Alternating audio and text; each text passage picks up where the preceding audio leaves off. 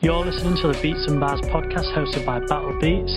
This podcast is out there to shine a light on the most slept on and underrated rappers and producers. It's BATTL, baby! Hey guys, what's up? How's it going? We're on the Beats and Bars podcast. We've got a very special guest. We've got SVINT Jimmy, all the way from West London. How's it going, man? Yeah, I'm all good, brother. Yourself? Yeah, I'm not bad. So what's Sweet. So what's it like, the grime hip hop scene in West London then? I mean, obviously, like it's always going on and that, but for myself, I consider myself to sort of be the outsider in like the whole London scene, if you get me. Like coming through with like a different sound and that to like the grime, the drill that's going on.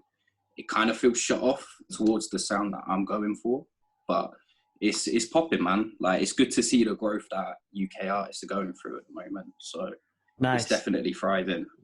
Nice, man. So do you want to just tell us, for those that are listening who might not have heard of you, do you want to just tell us a little bit about yourself, just to kick things off?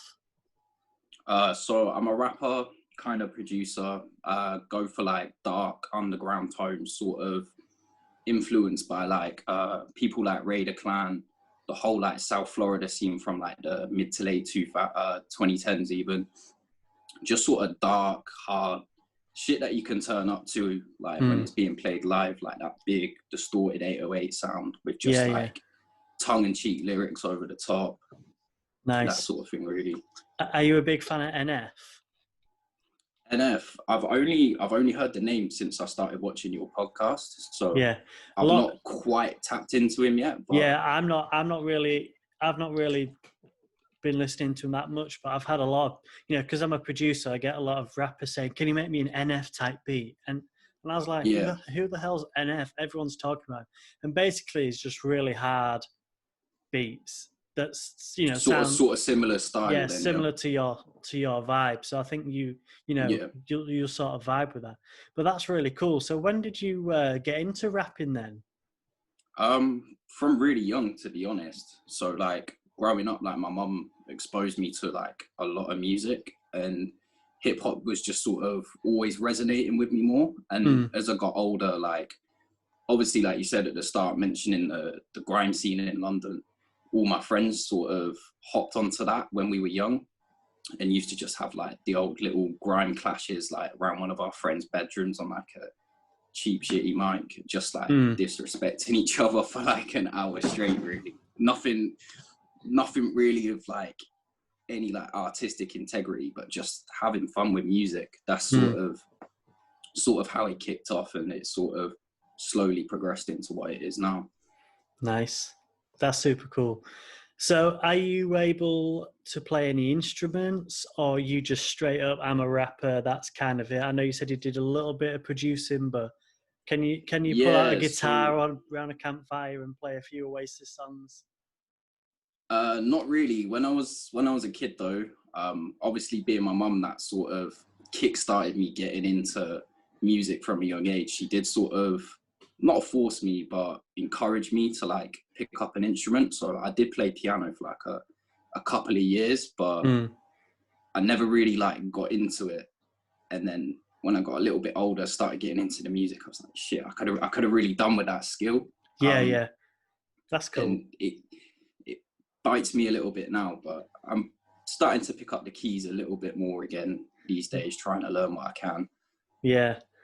Nice. So what sort of stage of producing are you? Do you produce your own beats in your in the songs that I was listening to on SoundCloud, or are they licensed beats from elsewhere, or what are they? It's a bit of a combination of both, really. So sometimes what I'll do, like not being that talented of a producer, I can knock up like some drums, little melody, some samples, whatever.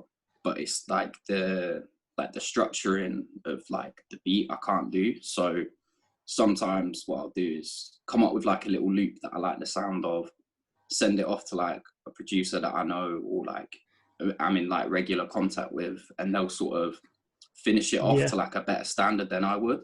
And then again, like I say, and it's a bit of both. So sometimes I will like buy a license for a beat or something and then use that. That's cool. I think sometimes that's like really cool because there's a lot of rappers who just straight up have no idea how to make a beat, no idea how to put a loop and drums together, and they just straight up license beats. But I think there's something cool about the artists that hear a sample or maybe can put together a small drum loop and it's already getting them going, but they just can't Definitely. they can't put the cream on top, they can't put the cherry on top. And that's the cool thing, about you just saying send it to other producers to just finish it off. I've done that before for a few people, and it's cool because it's not just the producer sat there making a beat, sending it to random people. It's more of like a collaboration, which is really cool. Yeah, for me, it holds more like artistic integrity as well, and you can sort of start to like define your own sound, like if you get what I mean. Yeah. Like, whilst if you're just sort of using others' beats all the time, it's sort of you box yourself in a way, if you know what I mean. Yeah, I think so. I mean, one of my good mates, he's called Wyatt. His rap name's WN, and he's from Texas.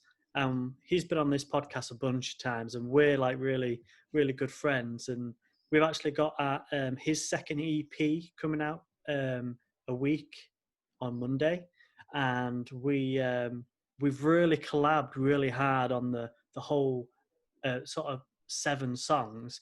And it is a collaboration album, but I feel like just as involved as he does because we've done everything. I've made all the beats, mixed and mastered everything, and he's just wrote all the amazing lyrics. And it's like this sense of like artistic pride with it. It's like this is ours, and we love it, and we're rocking with it. But just to change the subject a little bit. Have you got any new music that's dropping soon? Are you working on an album, an EP, a few singles? What's your plans? So I'm basically coming into this year, it's been focusing on getting out monthly releases, just getting that regular release schedule up. But I think coming into 2021, I do have a project planned, but it's sort of, I'm 1 foot in, 1 foot out with it. I'm not sure if I want to release that project.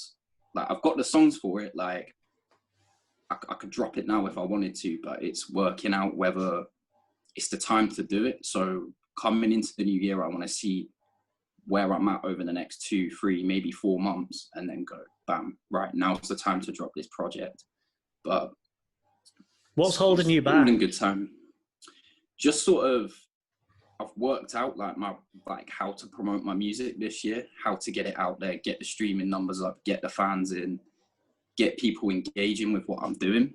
And where I've worked out how to do that with like a single, I haven't quite worked out how to do that with like a 7-10 track project yet. So I kind of need to wrap my brain a little bit more with that before I go, right, bam, that's the time to I know what you mean, because you're getting some pretty big numbers. I saw one about 6K, a few at 3K, so they're not small numbers. That means that there's a good bunch of people who've listened to it a few times, and there's a lot of people who've listened to it. So they're pretty sick numbers. So do you want to tell us a little bit about how you got those big numbers and stuff?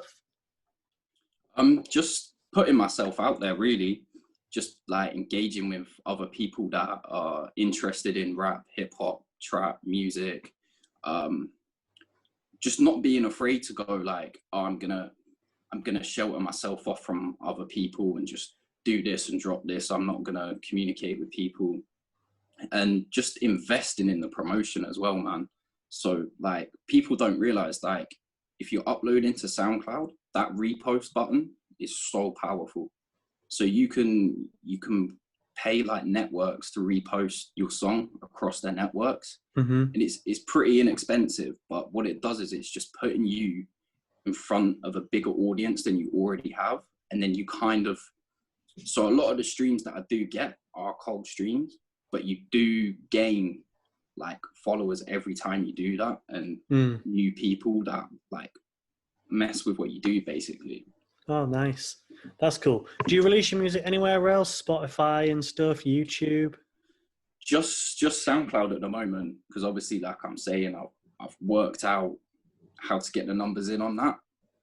But I am thinking of switching over to Spotify for my next release, or maybe doing both, because it's not something that I've tried yet. And I feel like I should get out of my comfort zone a little bit and run with that and see how it works, because I don't know, it could be better for me, it could be worse for me. So yeah, there's definitely scope there. Yeah, I mean, if you can land on some big, you land on some good playlists on Spotify and Apple Music, you're going to get a lot of followers and a lot of people listening, and that's really cool. Especially if you use DistroKid, which is a distribution company which I have used before. If you put your music up long enough, schedule it a month or so in advance, it will actually, it can get picked up by playlists and things like that, which is really, really cool. So it's the curated playlist that you want to get on, and they're the major ones. Yeah, absolutely. That's cool. So you've got a project done. You're just waiting for the right time. Yeah, just sitting on it, like thinking about who I want to have feature on it, working out if I am going to do it, when's the right time, how am I going to push it, sort of thing. Yeah. So sweet. So is that kind of the dark trap vibes? So Yeah, I'd say for the most part it's sort of my normal sound, but there's a couple of songs on there that I think is a bit more fresh from what I usually do. So to the people that are starting to get into what I'm doing, I think they'll be surprised by a couple of the tracks, to say the least. That's cool. Has there been any significant times in your life that have really shaped the way that you write your music? I mean, early on, from sort of a couple years back from what I'm doing now, I sort of did go through a few darker patches in life, and that did sort of shape the lyrics that I was writing. But that's kind of where my sound's evolved, is I've sort of realized, okay, I've put negative experiences on record now. I kind of need to take a step back from that and progress, if you know what I mean. So definitely at some point, like in my rap career, should we say, like I have like drawn on experiences, like definitely. Nice. That's super cool. So I know you mentioned a couple of your influences on earlier on, but who are your sort of top 3 influences that have really helped shape your music? Straight off the bat, I gotta say Kanye. I know that's a boring answer, but I mean, the man's just a great at what he does, and I think he's definitely got his influence on everyone in hip hop in general. Like whether they like the man or not, he's definitely done a lot of good for the game. And then sort of more towards like the sound that I'm doing, a big one for me is XXXTentacion.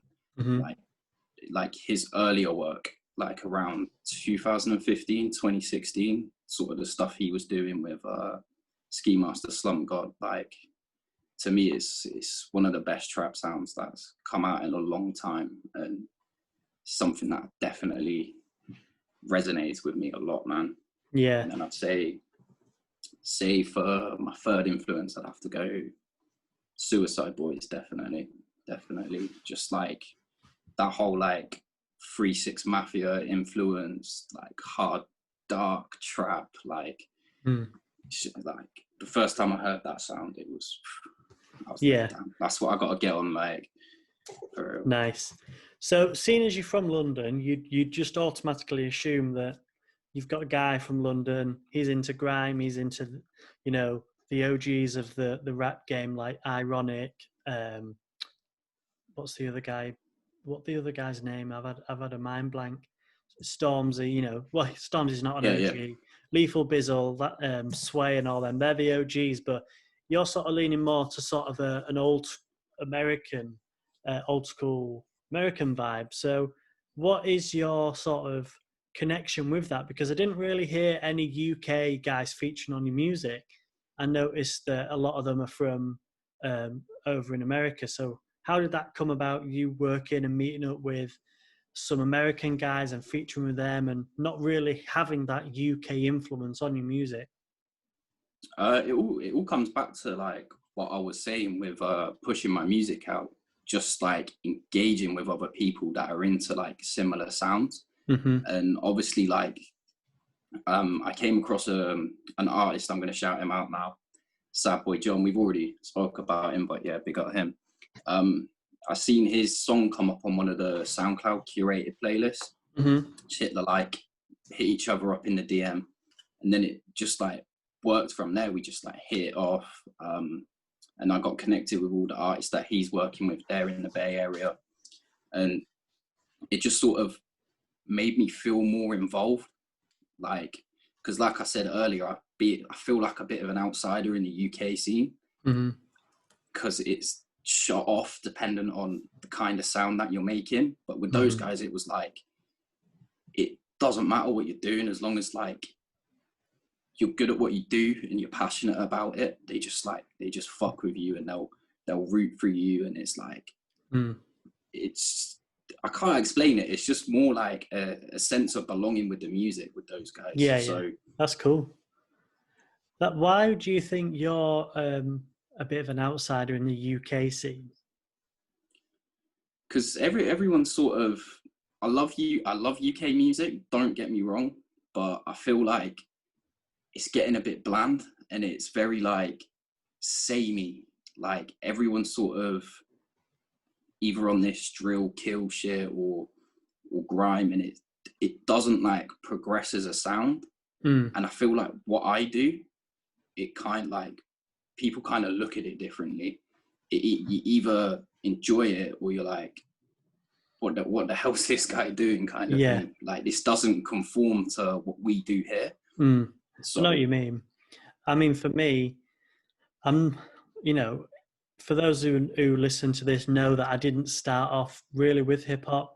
Hip hop, something I only really came, seriously to maybe 3 years ago, I can't remember. Because my background was like indie rock. I played guitar, played piano and things. So I was always in bands doing stuff like that. But there was one moment where I was like, right, this band stuff's not happening because of other people. I'm going to just become an awesome producer. And then, because I can't sing, I never produced stuff that had like lyrics in. So I just got really good at creating instrumentals. And then started watching a few YouTubers who are producers, and then just really got into beats and then hip hop. And then it kind of just went like that. So I feel a bit like an outsider as well, because I'm from the north of England. You tell one of your mates that you make hip hop, they just think it's weird. Yeah, it's unheard of up there, isn't it? It's very rare that you see a rapper from the north of England sort of breaking out and doing his thing. Yeah, so, I know one. I can imagine. I know one rapper who was from where I'm from in York, but he's good. He's called Brasco, but the thing is, I don't know anyone else. So it's I'm sort of transitioning more to making like, I do make trap, I make hard trap, and I sell trap beats, but I prefer to make like chiller lo-fi beats.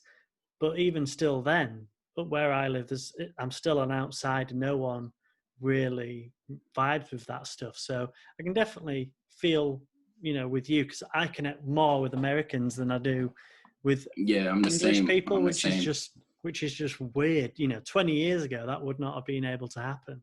But that's straight up, man. Yeah, that's really cool. So what, if there was anyone that you could get to feature on your music, who would it be? They don't have to be famous. They can be underground. They can be a nobody, but so anyone. I'm really into, have you heard of Tokyo's Revenge? I'm really getting into his stuff at the moment. Really getting into his stuff. Like him, Jasea, I don't know if I said that right, and Snot as well. They're definitely free at the moment, that are killing it with the similar sound to me. And yeah, I'd love to do something with them. Hopefully one day. Hopefully. Where are those guys based then? I know they're all American, but I'm not too sure what cities they're from. I haven't done too much reading up on them. it's only sort of like the past month or two that I've really like delved into their music a little bit. Yeah. So Nice. That's cool. What gets you what gets you flowing? Lyrics first or beat first, or how do you get in the zone to write? bro, I'm writing lyrics all the time. Like it's something that I just don't stop with. I'm always ticking over with lyrics. So like I'll be like at work, just like rapping to like my workmates, and they'll be looking at me like, what's he doing? And I'll come up with like ideas for songs, and then come home and just lay down an like quick instrumental if I can. If not, I'll contact a producer that I work with and just like build around like a simple like hook line that I've come up with, or a bar that I think's really really clever, and just work around kind of a bit of both really. So come up with a couple lyrics, find what kind of instrumental it works with, and then build around that again, if you know what I mean. Nice, because I know there's a lot of people that hear a beat and then that's lyrics come, but it's cool that proper lyricists, they write their stuff down first, and then they find the beat to fit their lyrics and not vice versa. That's super cool. Which is sometimes kind of an old school thing in a way, but something that I think definitely is really cool as well. But where do you see yourself sort of in the next 5 years or so? Next 5 years, I think there's definitely a lot of potential for me. I can't say for certain, but I definitely think there's going to be an opportunity for me to at least make like a substantial living from music. I feel like I'm definitely heading in that direction. So I feel if I stay working as hard as I have done this year and last year, then somewhere within the next 5 years, that will be a door that opens for me. As long as I stay on my grind, don't stop, and just focus on the music and putting myself out there again. Yeah, nice. I think that's really good. It's good to have goals as well. Good to know where you're Definitely. going and stuff like that. But have you, obviously COVID hasn't been the best time for live shows, but have you done many live shows before, or plan on doing some live shows? Done a couple, yeah. So last year, the last show that I played, actually, did a Trap Music London for my project that dropped that year. It was on the day that my project dropped. So they invited me down to play like a little half an hour slot. It was just like in some dingy club in Dalston in East London, but it was good fun. Again, what was weird about that was it was mostly an American audience at that, which is weird, especially being in London.